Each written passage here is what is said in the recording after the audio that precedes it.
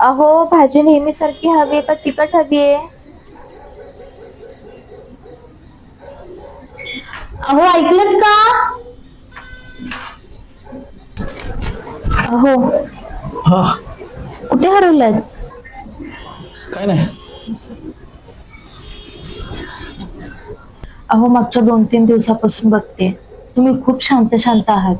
ऑफिसचं काही टेन्शन आहे का? नाही नाही काय नाही. थोडं कामाचं प्रेशर आहे. तू टेन्शन नको घेऊ. सगळं होईल नीट. मी आलोच फ्रेश होऊन.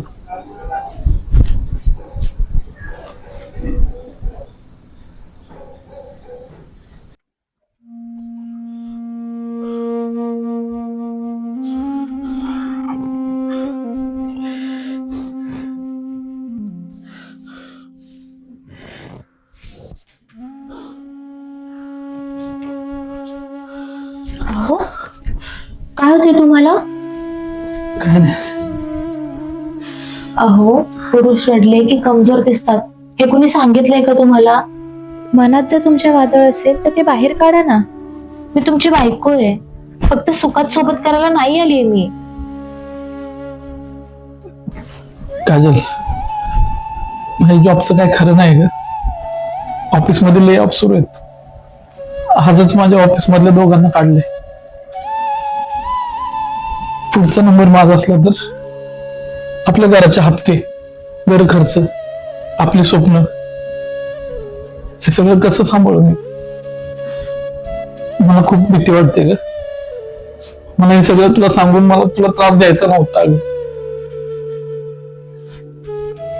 अहो तुम्ही एकटे नाही आहात. आपण दोघं आहोत. आणि समजा नोकरी केली तर आभाळ कोसळणार नाही. तुमची बुद्धी आणि कसब कोणी हिरावून घेऊ शकत नाही. नवीन नोकरी भेटेल, मी सुद्धा काम करेल ना. आपण दोघं मिळून घर चालवू.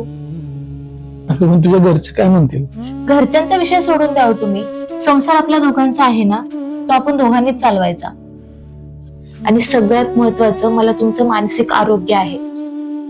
तुम्ही सुरक्षित आणि आनंदी असणं हे माझ्यासाठी कोणत्याही पैशापेक्षा महत्वाचं आहे. एखादी समस्या आपण जेव्हा वाटून घेतो ना तेव्हा ती अर्धी होते. पण हो, यापुढे लक्षात ठेवायचं, काहीही असो मनात ठेवायचं नाही. समजलं?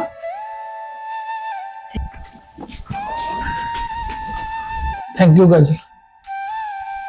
मनातलं बोलून खूप हलकं वाटायला लागलं आज.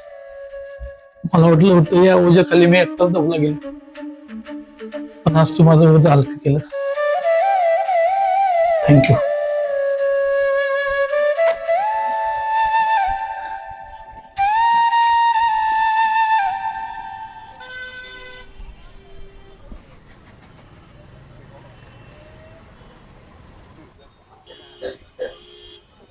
तुला माहिती आज मला खूप दिवसांनी शांत झोप लागली. मनावरचं सगळं दडपण निघून गेलं. आणि हो, आज मी पूर्ण आत्मविश्वासाने ऑफिसला जाणार. काय होईल ते होईल, कारण मला माहिती आहे घरी आल्यावर माझ्यासोबत लढायला तू आहेस. अगदी बरोबर. असंच न घाबरता नेहमी संकटांना सामोरं जायचं. कळलं? कॉफी घ्या.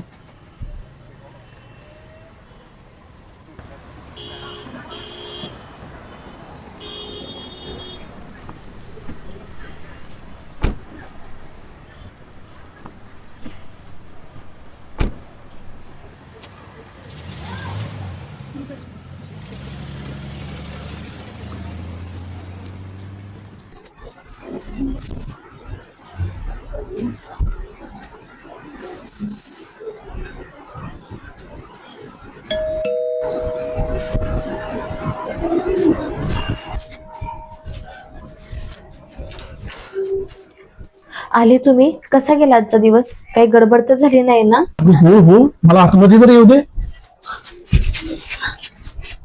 इथे बस. सांगा ना. बस. काही गडबड झाली नाही काजल. उलट आजचा दिवस माझ्या आयुष्यातला सगळ्यात महत्वाचा दिवस होता. माझी नोकरी सुरक्षित आहे. सरांनी सांगितलं माझ्या कामामुळे माझ्या नोकरीला कोणताही धोका नाही. Thank God. सकाळपासून माझं काळी जेवढं धडधडत होता ना, आज काहीतरी जेवणामध्ये गोड बनवते. थांब काजल. आनंद तर नक्कीच आहे ग. राज ऑफिस मध्ये जी गोष्ट घडली आहे ना, तिने मला बरंच काही शिकवलं. माझ्या स्टीम मधल्या नितीनला ऑफिस मधून पिंक स्लिप दिले. अरे बापरे, खूप वाईट झालं हो. हो ना. पत्र हातात आल्यावर एका कोपऱ्यात एकटाच उभा राहिला होता. त्याचे हात थरथरत होते, डोळे शून्य झाले होते आणि तो हुंके देऊन रडत नव्हता. तो आतल्या आत गुदमरत होता. अगदी काल रात्री जशी माझी अवस्था झाली होती ना, तशीच. तू काल रात्री मला जर सावरलं नसतंस तर कदाचित त्याच्या जागी आज मी असतो. मग तुम्ही काय केलं? त्याच्या जवळ गेलो, त्याच्या खांद्यावर हात टाकला आणि त्याला कॅन्टीनला घेऊन गेलो आणि त्याला एक गोष्ट सांगितली की खचून जाऊ नको मित्रा, तुझा जॉब गेलाय, तुझं टॅलेंट नाही. आणि त्याला आणखी एक गोष्ट सांगितली, जोपर्यंत तुझा नवीन जॉब सगळ्या होत नाही तोपर्यंत तुला आर्थिक आणि मानसिक कोणतीही गरज लागली तर मी तुझ्या पाठीशी उभा आहे. खरंच? हो गजाल. माझे शब्द ऐकल्यावर त्याच्या चेहऱ्यावरचा जो ताण कमी झाला ना, तो मी तुला शब्दात सांगू शकत नाही. मला एक समजलंय की या समाजाने आम्हा पुरुषांवर आम्ही खंबीर असल्याचं इतकं दडपण टाकलंय ना की आम्ही स्वतःचं दुःख कोणाजवळ सांगू शकत नाही. मनातलं वादळ जेव्हा मनातच दावलं जातं ना, तेव्हा माणूस आतून संपतो. पण जर योग्य वेळी कोणीतरी खांद्यावर हात ठेवून मी तुझ्या सोबत आहे असं बोलणारा भेटला ना, की जगातलं कोणतंही वादळ पेलण्याची ताकद येते. मला तुमचा अभिमान वाटतो. काल रात्री जे बळ मी तुम्हाला दिलं, आज ते बळ तुम्ही दुसऱ्या कोणाला तरी दिलं. हो, कारण तूच मला शिकवलंस, कोणतंही संकट वाटून घेतलं की ते अर्ध होतं. आज आपण नितीनला सावरले, उद्या नितीन दुसऱ्या कोणाला सावरेल. संकटाच्या काळात एकमेकांना आधार देणं हाच तर खरा माणुसकीचा धर्म आहे ना.